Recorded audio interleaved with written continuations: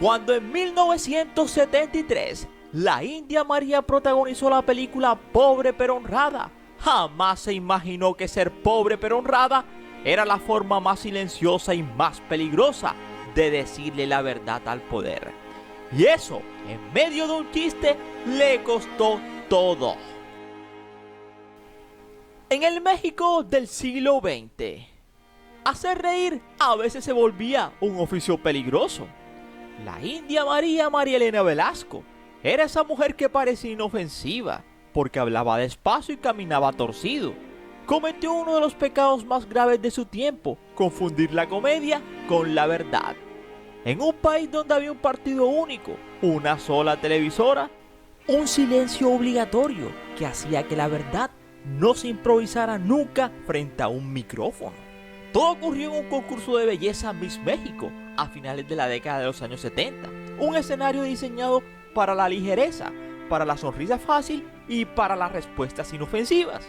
Ahí le preguntaron a María, el personaje del pueblo, que mezclaba el español y el nahual como forma de resistencia disfrazada de torpeza: ¿qué haría usted si fuera presidenta de México?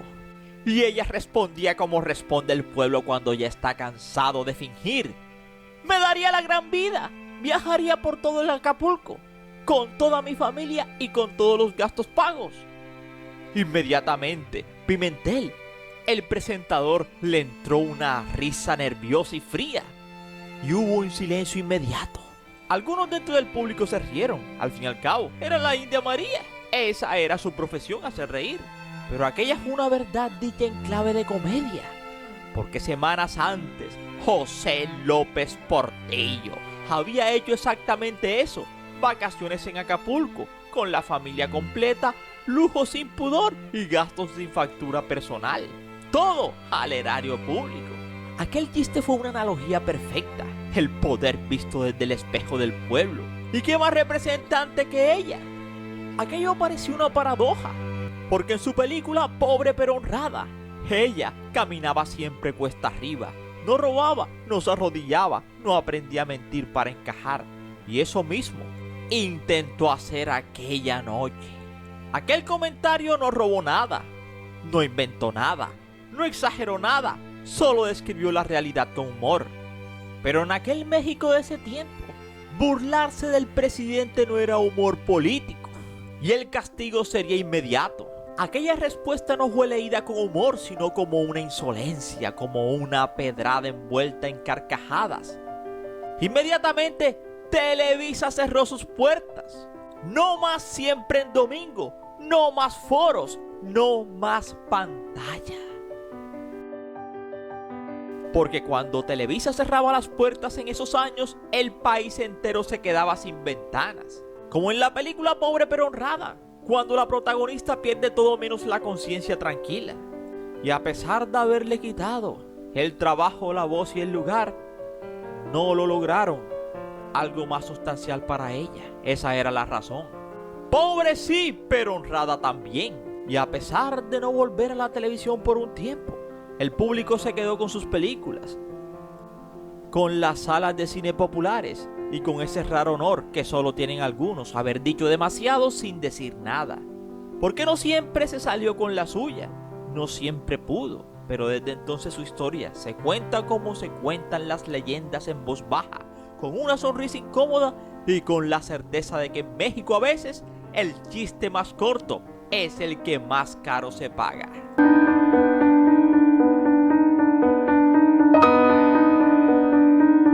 No era la primera vez que lo hacía.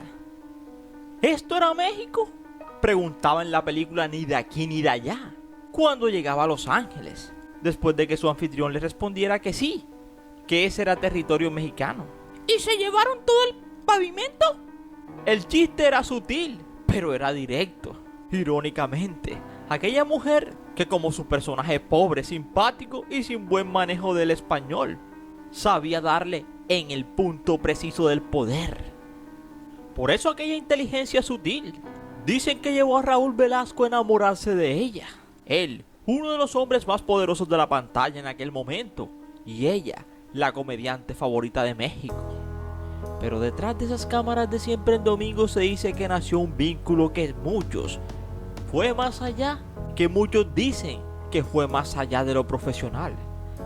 Se dice que Velasco quedó cautivado por la inteligencia y la personalidad de María. Aquel rumor estalló con más fuerza cuando una mujer llamada Mirna Velasco apareció públicamente asegurando ser la hija no reconocida de ambos. Según su testimonio, fue producto de esa relación clandestina y supuestamente fue entregada a otra familia para evitar un escándalo que acabara con la carrera de los dos.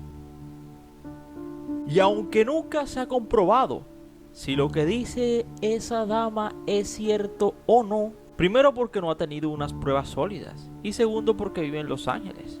Lo real es que él estaba casado con una mujer llamada Dorle Clocow y tenía varios hijos. Y ella, María Elena Velasco, la India María, estaba casada con un hombre ruso que robó su corazón y que su romance fue como de película. Aquella historia de amor había comenzado en 1965, cuando la actriz llegó al altar con un hombre ruso, sí, ruso, de nombre Vladimir Lipkis Chazan. Aunque en México fue mayormente conocido como Julián de Meriche. El esposo de María Elena Velasco había nacido un 10 de octubre de 1910 en Grodno, Imperio Ruso. En un principio trabajó como bailarín en salas de música de toda Europa y en los años 30 se mudó a Argentina, en donde trabajó en el cine como actor. Así que palabras más, palabras menos, Julián de Meriche era un hombre cosmopolita, culto, que se había rodeado de las mujeres más bellas del mundo, pero que había encontrado el amor en aquella mujer sencilla y humilde e ingenua, María Elena Velasco. Sin embargo, consiguió más trabajo cuando llegó a México y comenzó a participar en varias películas, en papeles secundarios siempre, la mayoría de ellos caracterizando extranjeros. Además de ser actor, también fue director y varias representaciones teatrales él las dirigió. En algunas de las películas en las que trabajó se encuentran, entre ellas, Miradas y De carne somos, y una que se llamó El Rey del Tomate, entre muchas otras. Julián de Meriche era conocido también por ser políglota, ya que fue capaz de hablar francés, inglés, ruso, polaco, italiano y hasta portugués. Su romance con María Elena Velasco se dio en los foros y la pareja se casó en aquel año, 1965. Fruto de aquel matrimonio nacerían dos hijos, Ivette Eugenia Lipkis, quien destaca como escritora y actriz y también productora con el paso de los años. Llegó a ser.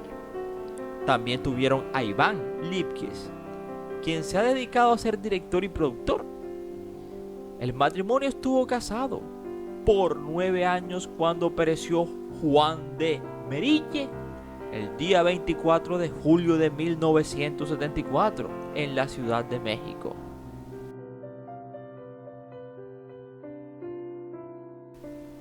Cuando feneció tenía 64 años y eso fue el 24 de julio del 74 en la Ciudad de México. Y casi 4 décadas después, el turno de irse de este mundo fue para María Elena Velasco y se iba el 1 de mayo del 2015, logrando ser una de las pocas mujeres que dejan marca en la industria cinematográfica de México. Y aunque también se dice que una de las hijas de María Elena Velasco fue la cantante de Belanova, todavía nada de eso se ha comprobado. Pero ¿quiénes son los verdaderos hijos entonces de María Elena Velasco? Muchos han sido los rumores, como ya lo hemos dicho anteriormente. Goretti, la hija, sí, Goretti, ha trabajado en cine desde muy temprana edad y debutó en la película Mujeres, Mujeres. Y es muy poco conocido que trabajó junto a Roberto Gómez Bolaños en Chespirito. Y Vladimir ha demostrado su pasión por el entretenimiento y ha trabajado como guionista dedicándose a producciones como La hija de Moctezuma y ni de aquí ni de allá. Lo único cierto es que aquella mujer, que mientras otras soñaban con joyas, ella usaba chancletas, huaraches, y como toda figura grande, la India María Elena Velasco, no se fue limpia de rumores. Dos mujeres en distintos momentos afirmando ser sus hijas. Y aunque cuando se iba de este mundo nunca hubo pruebas, ni hubo confirmaciones, ni hubo verdad jurídica de que fueran sus hijas, solo palabras, solo versiones, solo silencios. Lo único claro es que ella nunca lo confirmó y jamás tampoco lo negó. Se quedó otra vez en su territorio favorito, la frontera entre lo dicho y lo callado, lo sarcástico. Y así nació otra historia alrededor de ella, no una película, sino una leyenda.